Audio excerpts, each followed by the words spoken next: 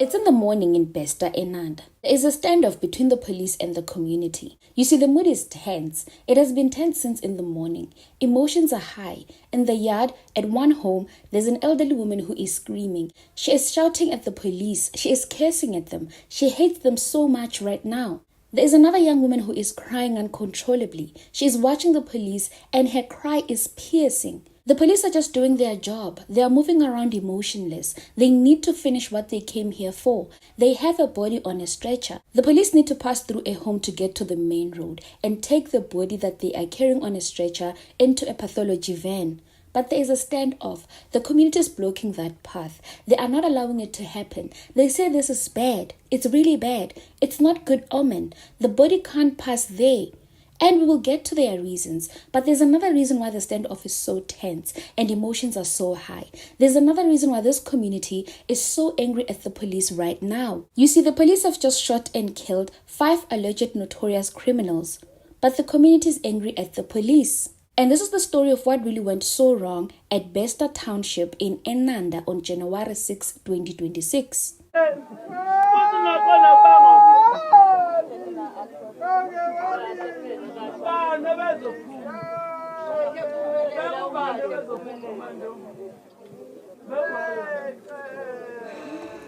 Kwathiwa bekunabafana abebe bawu4 kokhona nobaba omncane khona nakhona kuthiwa ubaba omncane ubehleli kwiledlo levele yena kwiledlo yakhe levele ahlala kuyona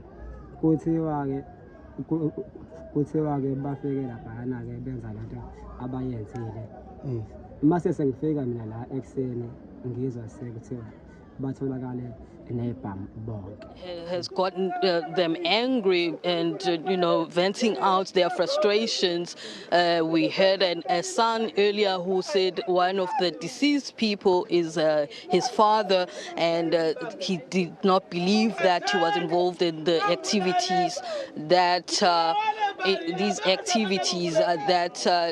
he's accused of committing those criminal activities.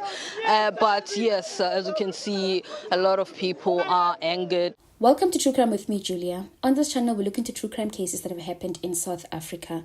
Today's story has been requested by one of us here, Unosipho Hadebe. Thank you so much, Iswam, for turning our attention to this story.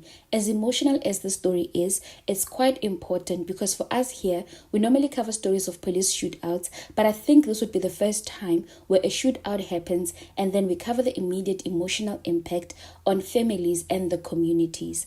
So once again, thank you so much, Nosipho, for this one. It is very important.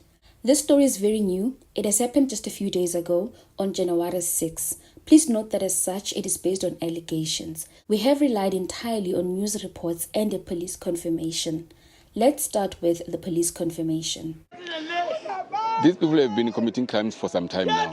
Also been looking for them for some time. And they mainly operate in Enanda, Phoenix, and surrounding areas. They terrorize this area.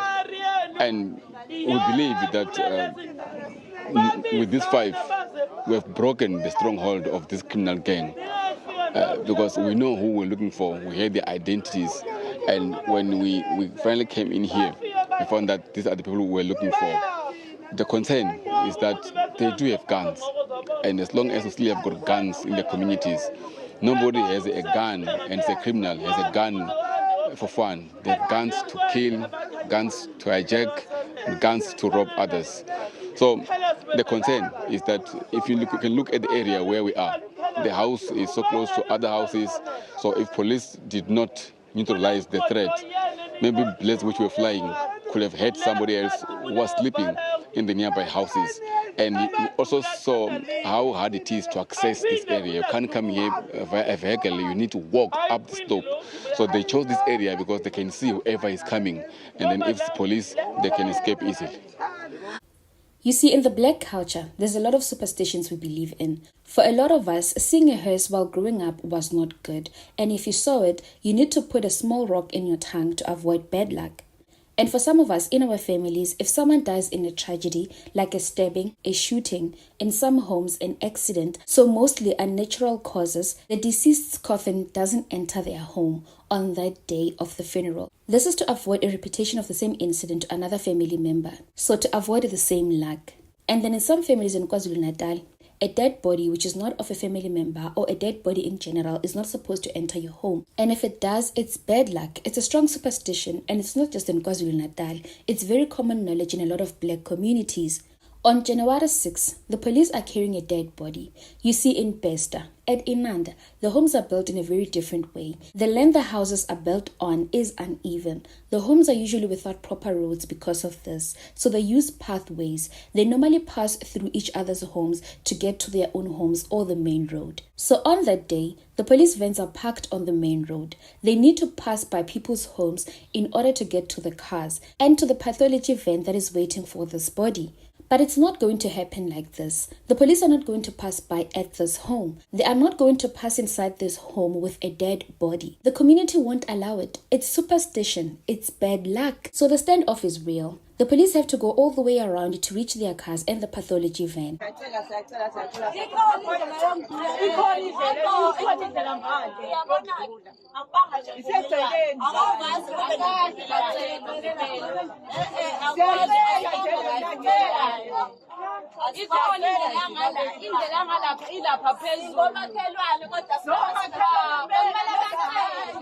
But there's another issue. The police are not just carrying one body, they are carrying 5 bodies. These are the bodies of alleged notorious criminals in Enanda. Some of these people are very known in this community. And emotions are still so high because the community believes that the police shot and killed the wrong men. Wait, what do they even mean? These are Mkhwanazi's men. They don't play, especially in Enanda. This is the home of the notorious criminal gangs, the Enanda West Gang. Umnqobi Mzimande, the youngest criminal kingpin in KwaZulu-Natal, he is from here. This place is General Mkhwanazi's special project. It gives him and his team sleepless nights, and they are cleaning it up. So what does the community mean when they say the police have killed the wrong people? Who are these people? These people have been committing crimes for some time now. Also been looking for them for some time. And they mainly operate in Inanda, Phoenix, and surrounding areas. They terrorize this area. Some of the angry community members, because talking to some of them believe the people that have been gunned down here are innocent. That is what has gotten them angry and venting out their frustrations. We heard a son earlier who said one of the deceased people is his father, and he did not believe that he was involved in the activities that he's accused of committing those criminal activities. So let's backtrack. According to the crime stats released late last year, the police in Enanda have been doing a lot of work when it comes to crime in the area. The area is at number 12 on murder rates in the country. Not too bad, but this is because work is being done. Let's talk about the work. So the police say they have been investigating various crimes in Enanda. On January 6, the investigations led them to a home at Besta, Area 10. This is Enanda. This is where they were looking for 5 suspects in connection with murder, attempted murder, another attempted murder of police officers, and house robbery cases. The suspects include Siyabonga Carlos Ntombela, who is reportedly in his 40s, Lindokuhle Myandu, who is 26 years old, and 3 other suspects. According to the police, these suspects are dangerous. At the end of November, the suspects shot at the police and have been at large since. The police say the gang was hiding from the police and they were somehow a step ahead of the police and always managed to evade arrest. And then on Thursday morning, the police received information on the suspect's location. When police arrived at the house, the suspects allegedly fired shots towards the police through the door. The police say to protect themselves and those in the vicinity of the house, they returned fire. During the shootout, 5 suspects were shot and fatally wounded. 4 firearms were recovered and a thorough search of the house was conducted. No police officers were injured in the shootout.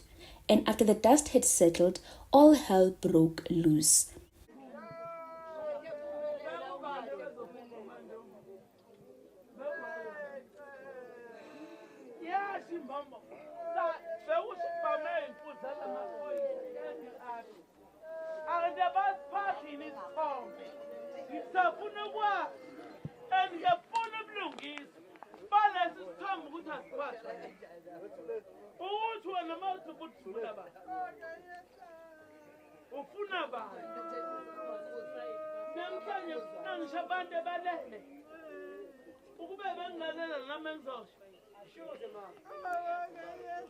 Community members gathered at the house and they alleged that not all suspects were involved in criminal activity. Some were at the wrong place at the wrong time. They say Siyabonga left his home on Wednesday night around midnight. He went out to that house to drink. They say the men drank and slept. Then the police arrived while Siyabonga and his friend were asleep because they were found in one of the rooms. They say the men were there with another woman whom they usually drink with, but then she left them and went to another home because of a disagreement. They say the house where the incident occurred is the woman's home. The woman's son was also shot and killed. They say he also has nothing to do with crime. Lindokuhle's mother, Kethiwe Mpanza, arrived shortly after the shootout. She says she last saw him on Tuesday when he came home, but he left in a hurry, and that was the last time she saw him alive. Kethiwe was on crutches when she arrived at the scene. She says she does not know if her son was into crime or not, but she says she is shocked to learn that her son was shot and killed in that way. But she says because of God, she has accepted what happened. Kethiwe also said that her eldest son also died after being shot. Her second-born died at 1 year and 5 months. Her third-born, a daughter, works at King Dunuzulu Hospital, which is formerly the King George Hospital, and Siyabonga was her last-born and the only son she had left. She says Siyabonga leaves behind a 6-year-old child. Even though Kethiwe stands by her fate, she says she has accepted what has happened. A lot of people in the community are not having it. They say the police simply have killed the wrong men. Ngizwa sekuthiwa batholakale nebhamu bonke. Ubaba omncane wami mina nje angimazeli umuntu kanjani. Ubaba omncane umuntu nje umuntu obeyiphuzela. Nje umuntu obehleze eyiphuzele wayizolo ulale kade ephuzile. Njengoba ubona lapha yana kukhona abanye labantu laba abehleli nawo kodwa labana ke bona bahambile shothi ebusuku kwaba ukuthi yena shothi uyasala. The community is angry. It's chaotic at best. And at this moment, in the whole chaos, this moment stole the show.